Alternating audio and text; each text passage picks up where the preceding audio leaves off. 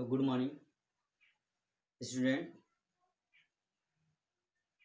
आज कक्षा 11 का प्रश्नावली 1.2 को बताना है और हमको लगता है कि आप लोग हमारे पहले वीडियो को अर्थात इसके एग्जाम्पल और थ्योरी को पढ़ लिए होंगे। तो यहाँ पर थ्योरी और एग्जाम्पल बता दिया गया है, तो अब प्रश्नावली में किस तरह हल करना है उसको ध्यानपूर्वक देखो। अगर उसको लगाए होगे तो इसको आसानी से लगा सकते हो और समझ भी सकते हो, नहीं लगाओगे तो भी कोई बात नहीं, इसको ही देखो, इसको ही समझो। तो देखो यहाँ पर शुरू करते हैं प्रश्नावली 1.2 कक्षा 11। तो इसमें पहला बताया जा रहा कौन कौन रिक्त समुच्चय। रिक्त समुच्चय क्या होता है बताया गया था। रिक्त समुच्चय वह होता है जिसमें कोई भी अवयव ना हो। रिक्त समुच्चय वह होता है जिसमें कोई भी अवयव नहीं होता, चलो जानते हो। तब बता दिए पहले से ही कि रिक्त समुच्चय वह होता है जिसमें कोई भी अवयव नहीं होता है। अर्थात यहाँ का कौन कौन रिक्त समुच्चय मतलब निम्नलिखित में कौन कौन रिक्त समुच्चय है। तो 2 से भाज्य विषम प्राकृतिक संख्याओं का समुच्चय। 2 से भाज्य विषम प्राकृतिक संख्याओं का समुच्चय कैसे किया जाता है। तो 2 से भाज्य कोई भी प्राकृतिक संख्या, कोई विषम संख्या होता ही नहीं। 2 से भाज्य कोई विषम संख्या नहीं होता है। 2 से जो भाज्य होता है तो क्या होता है, सम संख्या होता है। लेकिन यहाँ पे कह दिया भाज्य, इसका मतलब ये सम संख्या नहीं है, विषम संख्या है। तो कह रहा 2 से भाज्य विषम संख्याओं का समुच्चय तो कभी हो ही नहीं सकता। इसका मतलब ये क्या है, रिक्त है। ये क्या है, रिक्त समुच्चय। यहाँ पर लिख देना, इसका आंसर क्या हो जाएगा, रिक्त समुच्चय। रिक्त, यह रिक्त समुच्चय है, समुच्चय है, ठीक ना। जो क्या है 2 से भाज्य विषम प्राकृतिक संख्याओं का समुच्चय या क्या है, यह रिक्त समुच्चय। या तो कैसे बताया तो उस तरह भी लिख सकते हो, 5 बना सकते हो, या मजला क्वेश्चन लगा के उसको क्या कर सकते हो, उससे छोड़ दो खाली। कह सम अभाज्य संख्याओं का समुच्चय। सम अभाज्य संख्याओं का समुच्चय केवल सम में 2 ही होता है, सम एक ही। उसमें देखो सम अभाज्य संख्या का होता है कि 2 3 3 5 9, ठीक है, 9 नहीं 7, ये सब अभाज्य संख्याएं हैं, ठीक। लेकिन इसमें केवल सम कह रहा था, सम केवल एक ही है ना, सम एक ही है। इसका मतलब एक हो सकता है। इसका मतलब यह है कि यह रिक्त समुच्चय नहीं है। जो ये वाला है इसको हम इस तरह लिख सकते हैं, एक तो इस तरह लिख सकते हैं। इसका मतलब यह क्या है, यह रिक्त समुच्चय नहीं है, यह रिक्त समुच्चय नहीं है, ठीक। बस ऊपर वाला मिटाते चले, बताते चले। ये हम इसको मिटा देते प्रश्न को।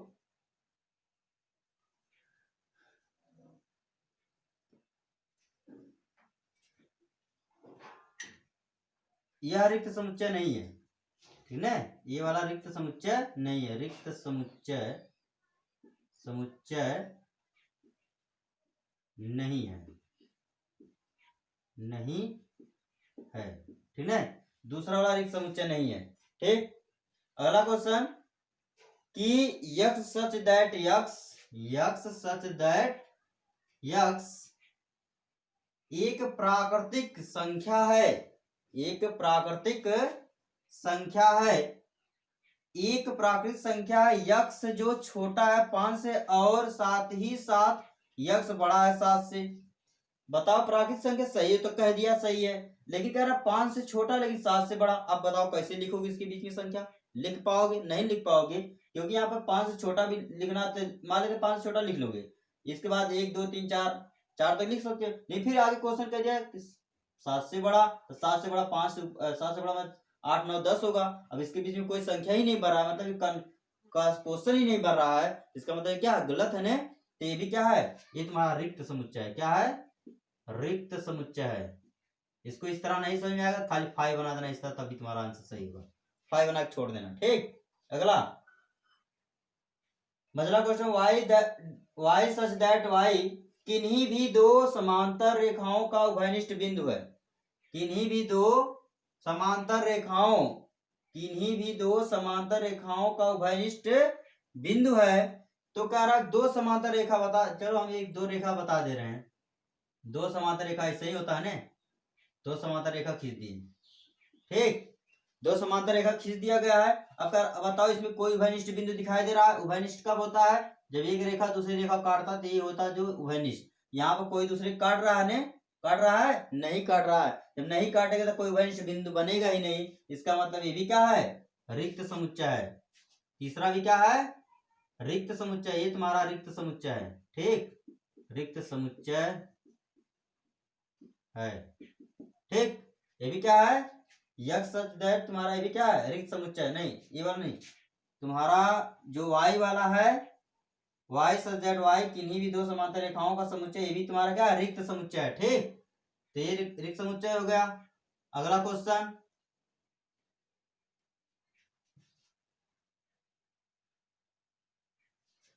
करा कि ये तो हो गया।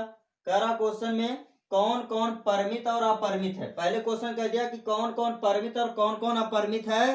तो परिमित कौन होता है? जो जिसका अंत होता है, मतलब जैसे 1 2 3 4 5 6 7 मान लो 100 तक हमने गिनती गिन दिया, वो अंत हो गया। अगर हम मान लेते हैं 1 2 3 4 5 6 7 ऐसे गिनते जाए हमको गिनती आगे आना ही नहीं, आता ही नहीं उसके आगे, हम क्या करेंगे? वो अनंत कह देंगे। क्या कहेंगे? उसको अंत कह देंगे। मतलब वो अनंत हो जाएगा। जब अनंत होता है तो अपरिमित हो। जिसको हम गिन नहीं सकते वो अनंत होता है, जिसको गिन सकते हैं वो क्या होता है? परिमित होता है। मतलब अंत हो जाता है उसका। मतलब जिसको गिना जा सकता है वो परिमित, जिसको ना गिना जा सके वो अपरिमित। इसमें पहला क्वेश्चन कह रहा है वर्ष के महीनों का समुच्चय। वर्ष के महीनों का समुच्चय। वर्ष के महीनों, वर्ष में कितने महीने होते हैं? 12 महीने होते हैं। कितने महीने होते हैं? 12 महीने होते हैं। इस तरह हम 12 तो लिख सकते हैं ना, तो 12 महीने गिन सकते हैं। गिन सकते हैं मतलब ये क्या हो गया? परिमित हो गया। क्या हो गया? परिमित। पहला वाला तुम्हारा इसका क्या हो गया? परिमित। ठीक, दूसरा वाला करा 1 2 3 डैश डैश डैश, मतलब कहां तक जाए हमको मालूम है नहीं। 1 2 3 डैश डैश डैश मतलब कहीं तक गिनती का जा रहा है। अब उसके आगे कुछ दिया ही नहीं है, अंत भी नहीं किया है। इसका मतलब ये भी क्या है? ये तुम्हारा अपरिमित है। ये क्या है? अपरिमित है। ठीक है, दूसरा जो है तुम्हारा अपरिमित है। अपरिमित, दूसरा क्या है? अपरिमित। अगला क्वेश्चन, अगला जो है तीसरा जो है 1 2 3 9 और फिर इसके डैश डैश 99 100 करा 1 2 3 डैश डैश 99 और 100। इसका मतलब ये भी परिमित है। क्यों? क्योंकि लास्ट में गिनती जाएगी। इसका मतलब हम 1 2 3 4 5 6 7 8 9 99 तक जाएंगे गिनते और 100 तक जाएंगे। इसके बाद तो नहीं जाना है, तो नहीं जाना, तो इसका मतलब ये भी क्या है? परिमित है। तुम्हारा तीसरा क्या है? परिमित। परिमित है। तीसरा क्या है? परिमित है। ठीक, तीसरा भी परिमित हो गया। और देखो अगला क्वेश्चन, 100 से बड़े धन पूर्णांकों का समुच्चय। 100 से बड़े धन पूर्णांकों का समुच्चय। 100 से बड़े, 100 से बड़े धन पूर्णांकों का समुच्चय। देख, ये क्वेश्चन तुम्हारा है 100 से बड़े धन पूर्णांकों का समुच्चय। तो 100 से बड़े धन पूर्णांक से बहुत संख्या होता है। अब गिन तो सकते नहीं हो, गिन सकते हो? तो गिन नहीं सकते हो 100 से बड़े धन पूर्णांकों का समुच्चय, तो ये भी क्या हो जाएगा तुम्हारा? अपरिमित। ये क्या हो जाएगा? अपरिमित हो जाएगा। तो इसको हम कह देंगे अपरिमित। ठीक है, ये तुम्हारा क्या है? अपरिमित। ठीक है, 100 से बड़े कहते हैं। जब 100 से बड़े तो आगे उसकी गिनती 101 102 103 104 105 106 ऐसे डायरेक्ट कहीं तक गिनती जाए तो जब मालूम है नहीं, तो इसका मतलब क्या है? अपरिमित है। अब कह रहा 99 से छोटे अभाज्य संख्याओं का समुच्चय। 99 से छोटे अभाज्य संख्याओं का समुच्चय।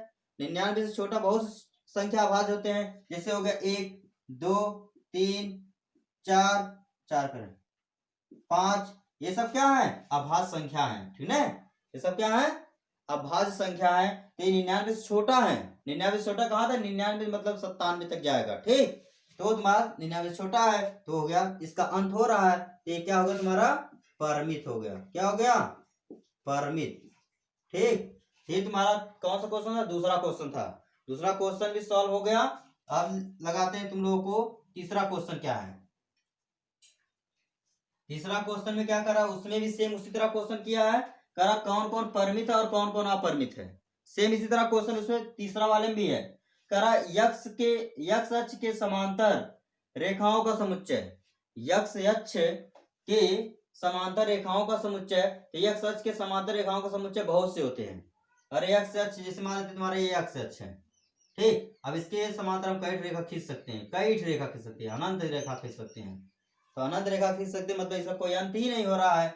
तो ये क्या हो गया, अपरिमित हो जाएगा। पहला क्या हो गया, अपरिमित। पहला क्या हो गया, अपरिमित। पहला क्या होगा, अपरिमित हो गया। और दूसरा कह रहा अंग्रेजी वर्णमाला के अक्षरों का समुच्चय। अंग्रेजी वर्णमाला में कितने अक्षर होते हैं, 26 होते हैं, सब लोग जानते हो कितने होते हैं, 26। हम गिन सकते हैं इन सबको ने, जब गिन सकते हैं जिसको वो तो क्या होता है, परिमित होता है। क्या हो गया तब, परिमित।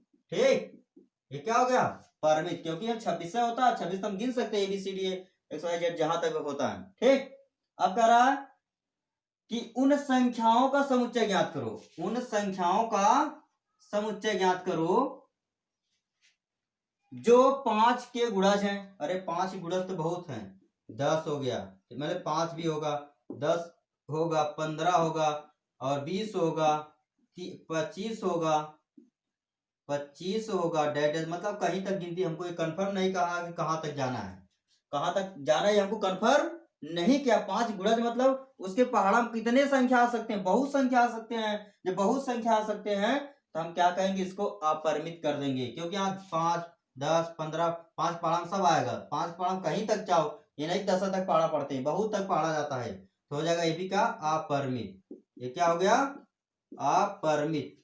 ठीक, ये भी अपरिमित हो गया तुम्हारा। तुम्हारा तीसरा भी क्या हो गया, अपरिमित। ये हो गया, रुको थोड़ा सा मिटा देते हैं। तीसरा अपरिमित है, ध्यान देना।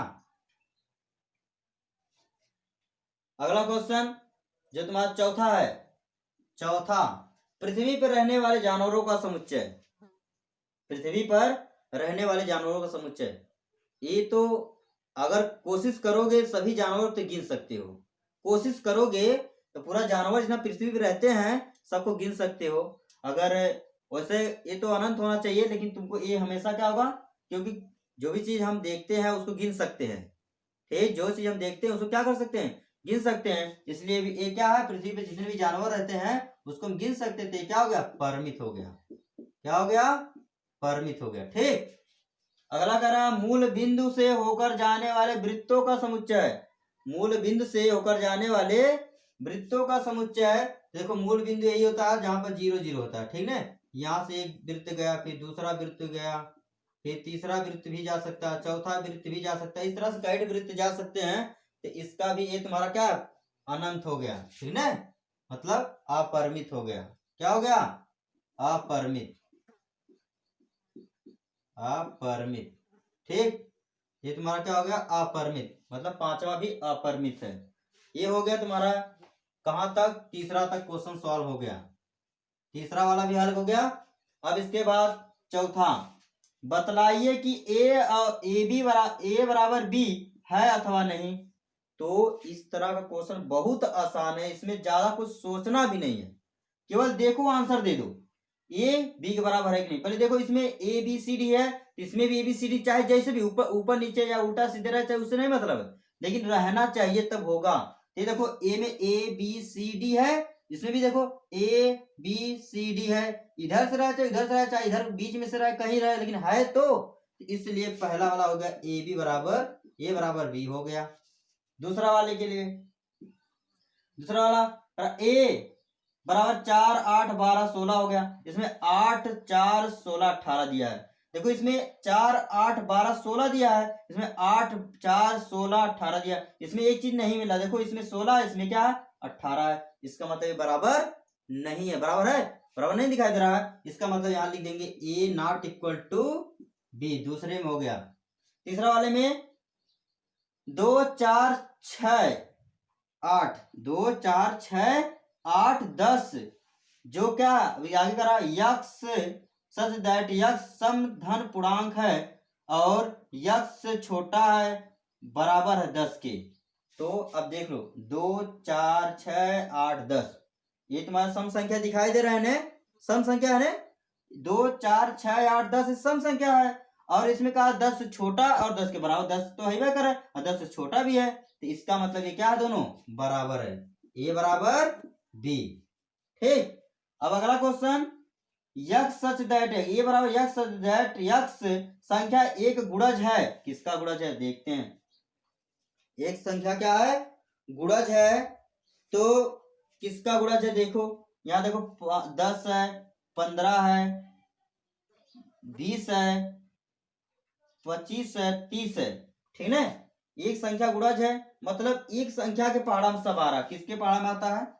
5 के पहाड़ा में आता है। 5 पहाड़ा में आएगा नहीं? अरे इसका जब गुणा करोगे तो 5 पहाड़ा में सब आ जाएगा।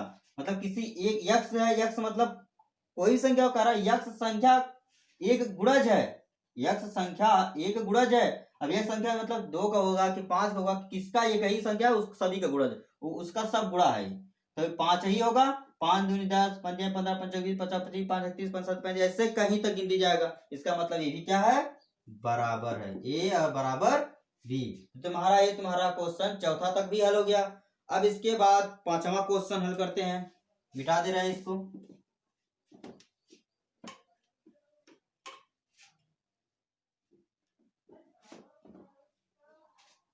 देखो पांचवा क्वेश्चन, पांचवा क्वेश्चन कह रहा है कि समुच्चय, निम्नलिखित समुच्चय का युग्म समान है, कारण सहित बताइए। समान है, कारण सहित बताइए।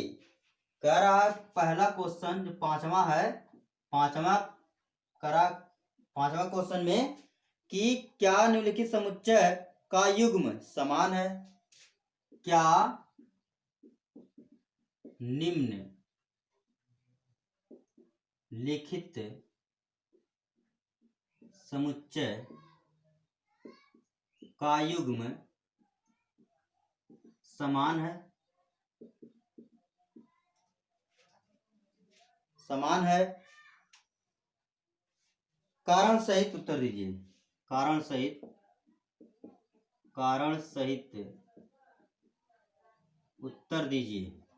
उत्तर दीजिए। चलो कोई बात नहीं। देखो पहला क्वेश्चन इसमें क्या है। पहला क्वेश्चन कह रहा है कि a बराबर 2 3, a बराबर 2 3। अब देखते हैं इसके बराबर और क्या दिया। b बराबर दिया है, ठीक है। a बराबर 2 3, फिर इसके बाद b बराबर दिया है, b बराबर x such that x.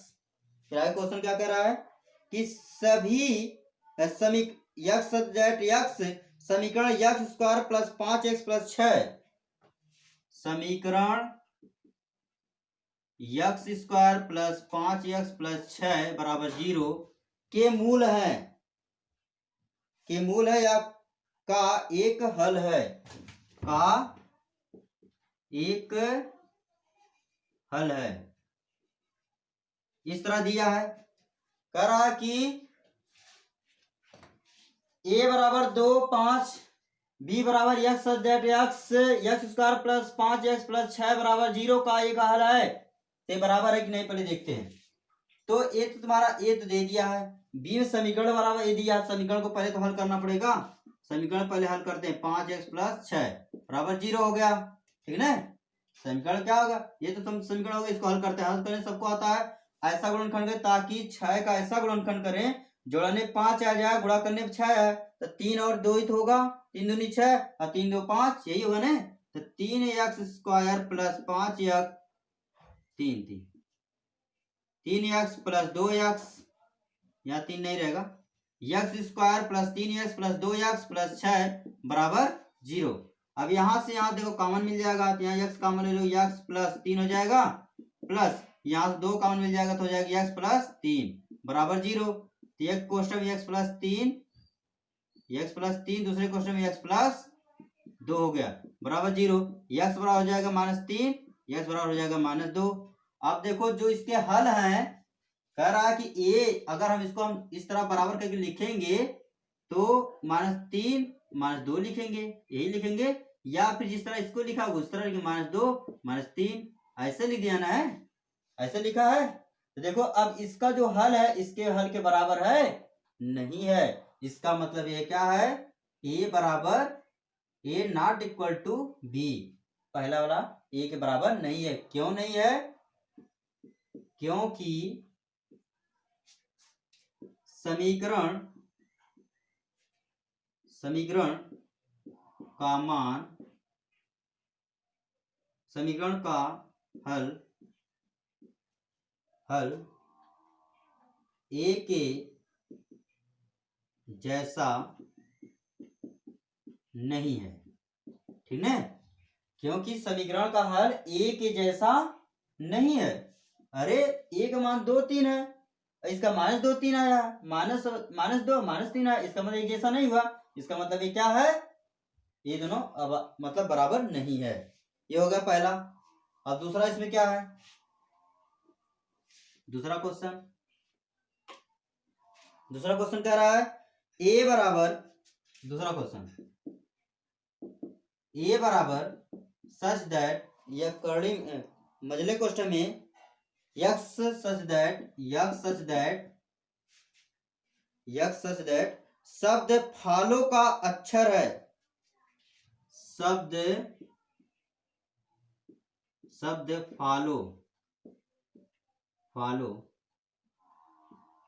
Follow का अक्षर है।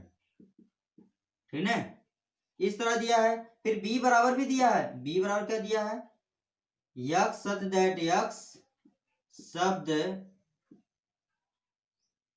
शब्द किसका, वोल्फ, शब्द ओल्फ का अक्षर है, ओल्फ का अक्षर है। अरे इसके बारे में तो बताया ही गया था कि अगर हम कभी भी अंग्रेजी वर्णमाला का भी प्रयोग करते हैं तो उसमें दोबारा कोई भी चीज नहीं लिखा जाता है। अगर है और एक नहीं है तो दोनों बराबर माना जाता है।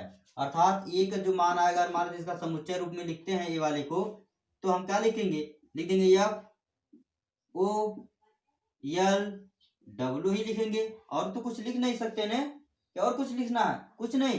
अरे यार 2 बार 2 लिखेंगे, ओ 2 बार 2 ओ लिखेंगे नहीं दोबारा, इसका मतलब एक मान ये होगा। बी का क्या होगा, बी में देखो दिया ओल, तो अलग खुद दिया है डब्ल्यू ओ एल एफ, यही दिया ने।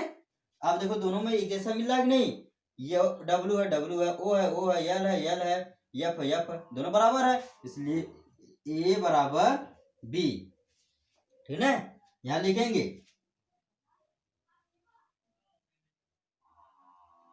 क्योंकि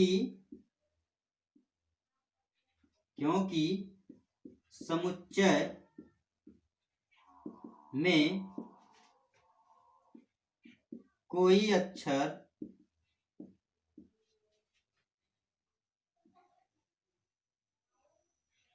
दोबारा या कई बार होने से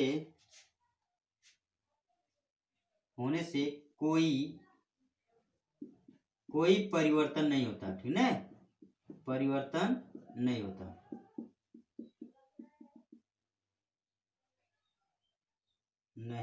है ठीक, मतलब क्योंकि समुच्चय में कोई अक्षर दोबारा या कई बार होने से कोई परिवर्तन नहीं होता। मतलब इसमें 4 बार है 5 बार है, लेकिन एक बार लिखा जाता है ना, इसमें तो वो खुद अकेला अकेले दिया है, बस उसका अकेला ही लिखना आता है, तो हो गए बराबर। ठीक, अब अगला क्वेश्चन कह रहा है, ये वाला क्वेश्चन भी तुम्हारा 5वां क्वेश्चन खत्म होगा। 6वां क्वेश्चन देखो, कौन सा क्वेश्चन, 6वां क्वेश्चन में क्या कर रहा है, इसको ध्यान पूर्वक देखो। इसमें भी ज्यादा कुछ नहीं है, इसमें कह रहा है कि नीचे दिए हुए समुच्चयों में से समान समुच्चय का पता कीजिए। नीचे दिए गए समुच्चयों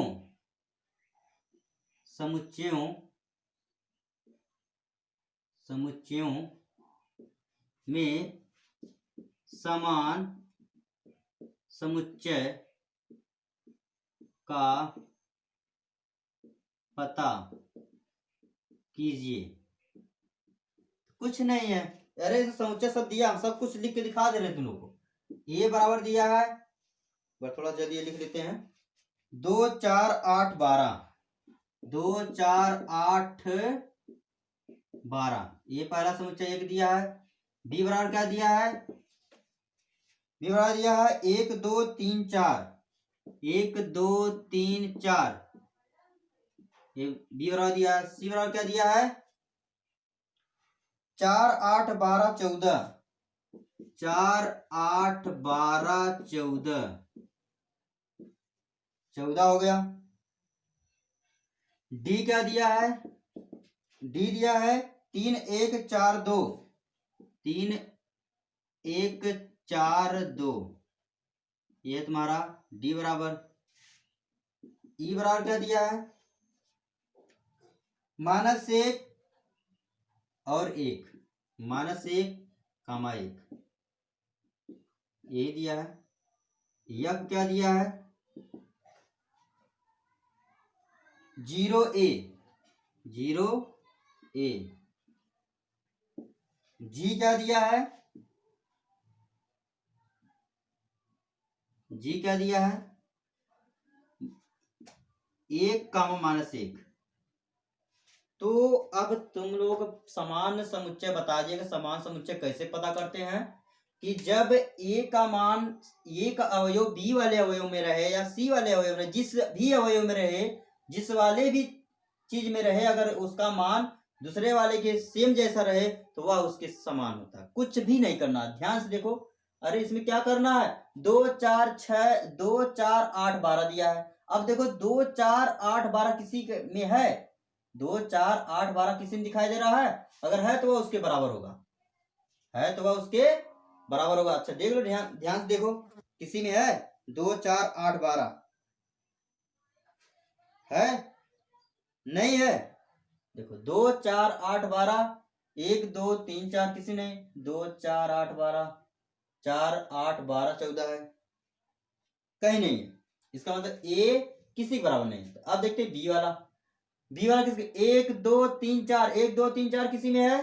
देखो ध्यान से मिलाओ। 1 2 किस में है? 1 2 देखो इसमें है, 1 2 3 4 है ना?